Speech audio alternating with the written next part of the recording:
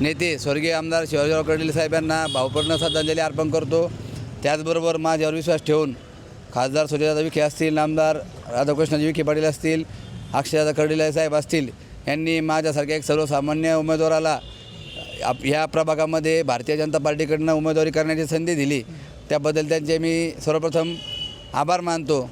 आणि आज मी या प्रभाग क्रमांक 5मध्ये जे काही उभा आहे, तर आमचं एकच ध्येय असणार आहे, प्रभागाचा सर्वांगीण विकास हाच आमचा ध्यास असणार आहे आणि त्या अनुषंगाने आम्ही प्रयत्न करणार आहोत। या प्रभागामध्ये भरपूर अशा समस्या आहेत।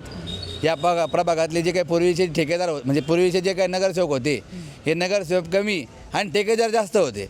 म्हणजे त्यांनी फक्त नगरसेवकाच्या माध्यमातून फक्त ठेकेदारी केली आणि त्यांचे खिसे भरण्याचे काम केले, पण वार्डाचा जो काही विकास आहे तो विकास त्यांनी कुठल्या प्रकारचा केला नाही आहे। इथल्या या प्रभागातले रस्ते असतील, ड्रेनेजच्या समस्या असतील, स्ट्रीट लाईटच्या समस्या असतील, ह्या त्यांनी सोडवल्या नाही आहेत। सर्वसामान्य जनतेला या माजी नगरसेवकांनी वेठीस धरण्याचं काम केलं आहे। आपण आता जिथे उभे आहोत, इथे पाऊस आल्यानंतर अशी परिस्थिती होती की इथे कमरे एवढं पाणीच असतं। म्हणजे त्यांनी ज्यावेळेस इथे भूमिगत गटारीचं 2017-18ला काम झालं, त्यावेळेस आम्ही त्यांना विनंती केली होती की हा जो भाग आहे प्रभाग क्रमांक 5चा, ह्यामध्ये पूर्ण शहराचं पाणी इथे येतं आणि इथे आल्यानंतर ते पाणीच असतं। तर इथे जे काही तुम्ही भूमिगत गटार करणार आहेत, त्या जे पाईप आहेत ते मोठ्या साईजचे टाका, छोटे काही पाईप टाकू नका। पण त्यांनी आमचं त्यावेळेस काही ऐकलं नाही आणि त्याचे दुष्परिणाम आज आम्हाला भोगावे लागत आहेत।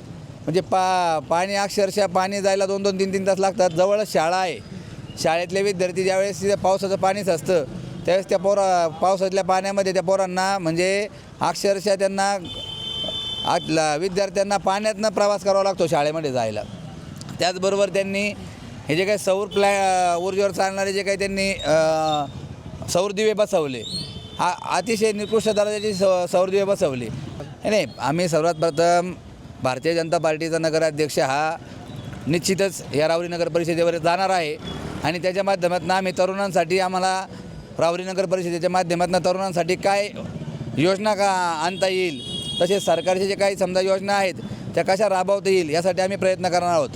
त्यामध्ये मग तरुणांसाठी रोजगार निर्मिती असू द्या किंवा तरुणांसाठी काही उद्योग असू द्या, हे आणण्याचे आम्ही 100% नामदार साहेब असतील, पालकमंत्री साहेब असतील, खासदार साहेब असतील, अक्षयदादा असतील, यांच्या माध्यमातून आम्ही 100% ते प्रयत्न करणार आहोत।